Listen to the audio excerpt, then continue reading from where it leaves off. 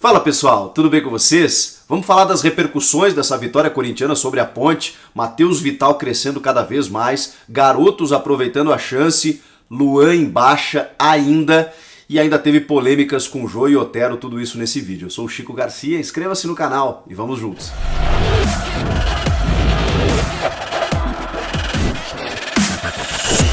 Eu sei que eu demorei para vir fazer esse vídeo, tinha muita gente cobrando já, mas eu passei o domingo inteiro envolvido na final da Copa do Brasil, não que isso interesse para vocês, mas é um bastidor aí, não consegui realmente fazer o vídeo da vitória do Corinthians, fiquei envolvido com outras coisas, até mudei a thumbzinho ali no canal, né? Não é um vídeo de jogo, né? Por isso que eu tô tratando com outras questões, a gente avança um pouco nas ideias, né? O Corinthians que já viveu a segunda-feira após essa vitória e já com outras questões pra gente tratar, mas ainda com repercussões desse jogo, porque algumas coisas precisam ser ditas, que eu não tive a possibilidade de falar pra vocês e vou falar agora. Claro, toda a ressalva possível diante dos problemas e desfalques que o Wagner Mancini vem enfrentando. Eram 14 baixas.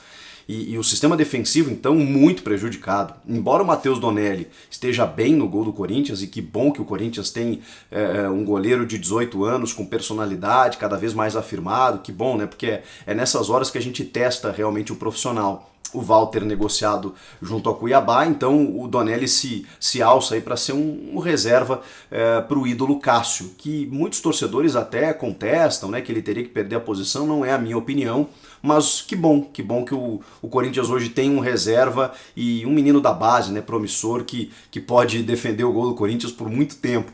Mas no restante ali, poxa, sem Fagner, sem Fábio Santos, fica difícil, né? Tanto que o João Vitor Menino jogou na lateral direita e o Bruno Mendes jogou na lateral esquerda. Ele já tem dificuldade para jogar na lateral direita. Dificuldade que eu digo assim, com todo respeito ao Bruno, acho que ele até vem cumprindo o papel na ausência do Fagner melhor do que o Michel Macedo fazia. Mas realmente do lado esquerdo fica de pé trocado e um jogador que não vai ter uma subida, ele vai ficar um pouco mais, então esse avanço ofensivo pela esquerda, que daqui a pouco o Fábio Santos poderia dar, embora ele tenha ficado um pouco mais, mas fica prejudicado, a gente sabe como é que funciona. No meio de campo, o Mancini tá dando uma sequência pro Rony, eu tô gostando muito, porque esse foi um jogador que ele foi lançado, dá pra dizer que foi, né? Pelo Coelho, logo que o Thiago Nunes sai junto com o Xavier, e de repente o Rony desaparece do time. Nunca mais, nem o Xavier demorou pra voltar e o Rony mais ainda. E agora o Mancini vai utilizando ele tá tentando encontrar o posicionamento melhor. Hoje, nesse jogo, ele atuou do lado do Victor Cantillo, ali no meio, que é um jogador que pode, às vezes, não dar muito combate, mas é um cara que muito importante nessa saída de bola mais qualificada. E o Rony cara, ele tem uma personalidade muito grande, assim, parece que ele joga muito tempo no profissional, eu sinto isso, pelo menos. Acho que ele comete alguns erros de passe, ou até mesmo de dar o bote errado, dependendo do posicionamento do campo, mas não lhe falta entrega e isso o torcedor valoriza muito. E tá certo mesmo, acho que ele tem aproveitado bem a oportunidade.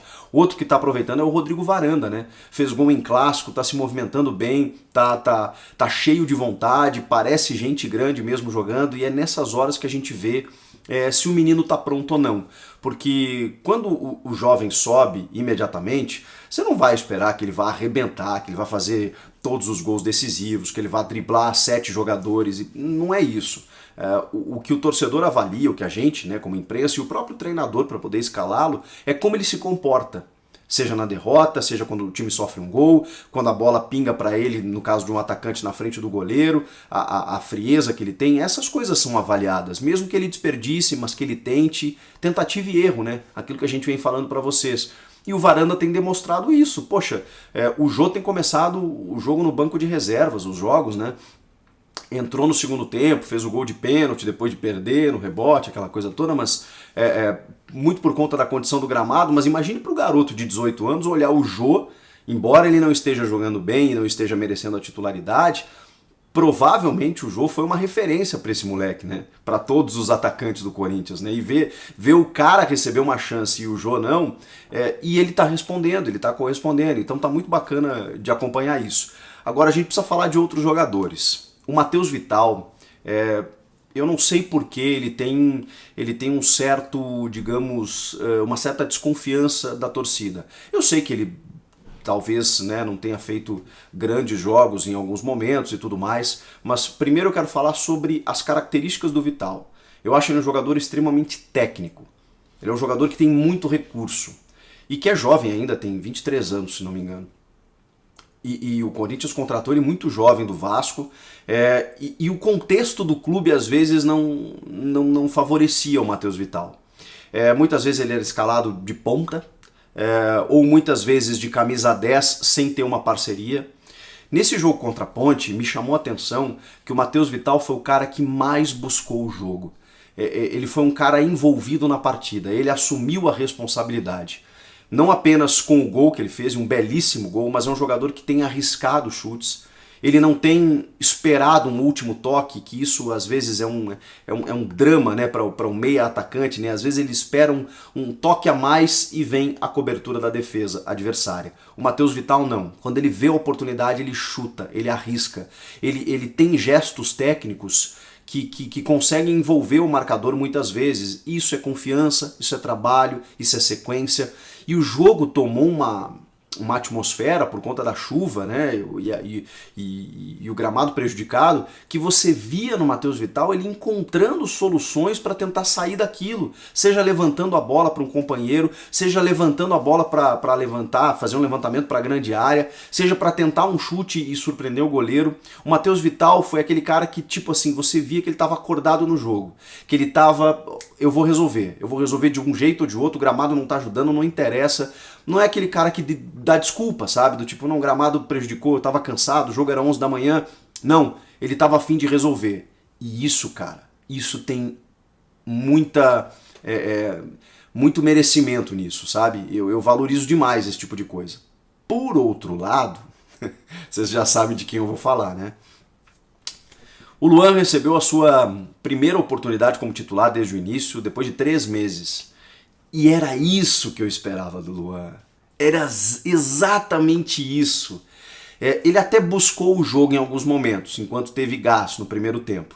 Eu também acho, não passando um pano, mas fazendo já uma ressalva, de que quando você não começa um jogo como titular depois de um tempo, você perde um pouco do ritmo de jogo, né? E o teu gás vai diminuindo. É diferente de um jogador que joga quarta e domingo. O Luan só treina, né? E entra lá 5 minutos finais, 15 minutos finais. Eu acho que isso faz uma diferença. Eu acho até que no primeiro tempo ele buscou o jogo, ele carimbou algumas bolas. Mas aí você vê o Vital fazendo todo esse diferencial que eu citei e a gente esperava isso do Luan, né? Exatamente por todo esse contexto. Mesmo que ele não seja um jogador desse espírito, desse comportamento, o Vital também não é.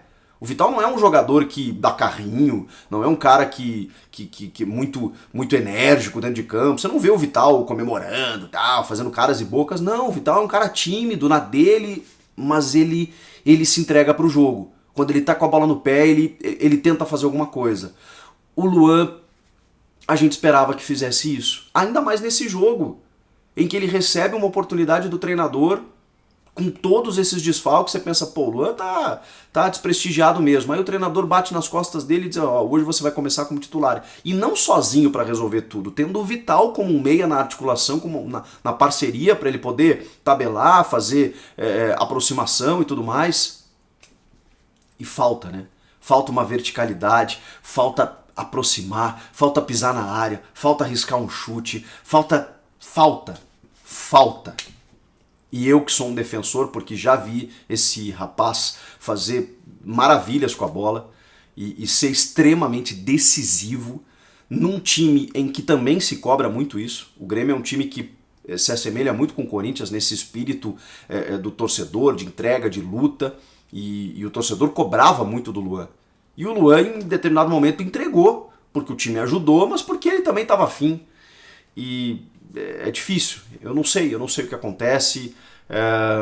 Acho que pela entrevista do Mancini, sempre que ele puder, ele vai continuar dando oportunidades, mas eu confesso a vocês que eu não sei mais o que pode acontecer. Já há uma pressão interna muito forte para que ele seja negociado, evidentemente, né?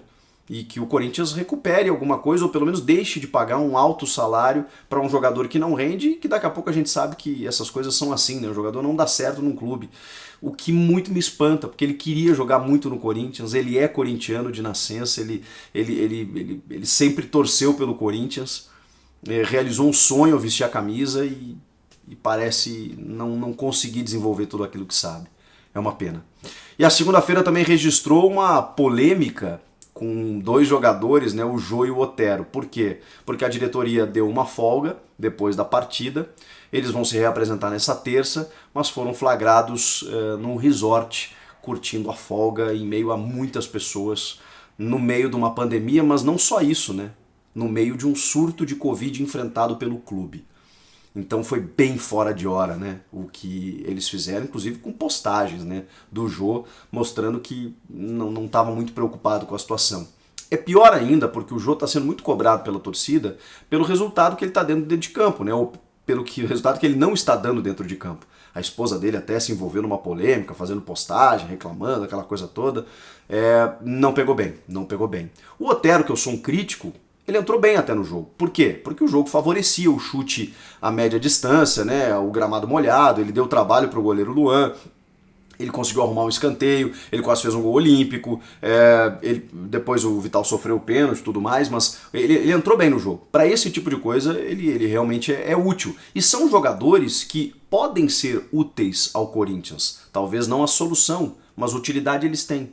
Agora, né, fiz só esse parênteses assim, porque eu não tinha analisado eles dentro de campo, voltando para o extra-campo, e tem muito a ver, né, embora eu tenha feito um parênteses, mas tem muito a ver porque muitas vezes se o jogador está dando, não justifica, mas se o jogador está dando conta do recado dentro de campo, o torcedor às vezes até alivia um pouco, né? Agora, quando o cara não corresponde e ainda comete um ato de indisciplina, diante de uma situação grave que todo mundo está vivendo e o próprio clube está sofrendo com essas consequências, fica difícil, né? O Corinthians não se pronunciou ainda, vai conversar com eles na reapresentação nessa terça-feira. Queria ouvir vocês, comentem aí sobre o que vocês quiserem, sobre o Vital, sobre o Luan, sobre os garotos, sobre essa polêmica do Jô e do Otero. Comenta aqui, vai dando teu likezinho, né? Sempre é importante. Inscreva-se no canal, eu volto na próxima. Valeu pela parceria. Tchau!